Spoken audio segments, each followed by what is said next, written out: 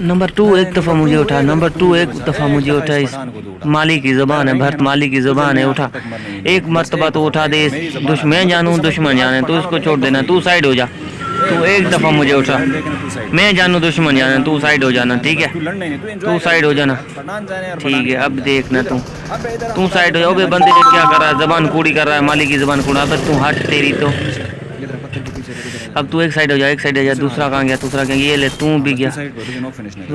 Number 2 तू एक side हो जा, एक साइड हो जा, एक साइड हो जा। ये तीसरा आने दे, तीसरा, ये तीसरा आ गया।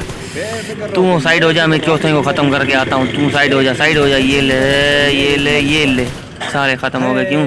ये माली भरत बीके की ज़बान है, देखो भरत माली बीके की ज़बान है। वाह वाह, ये दूसरी स्कोट आएगी, ख्याल करना। अब नंबर 2 इधर आ जा, इधर आ जा, इधर आ जा, ज़बान छूटी हो जाएगी। अबे नंबर 2 क्या कर रहा है? अबे हट हट हट हट हट हट। ये ले, दूसरा भी है, ओए तीसरा भी गया ना। ये देख, वाह भरत माली, वाह भरत माली की ज़बान है, ये देखो नंबर 2।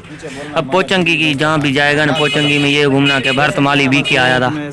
देखना तुझे रिमोट देखेंगे।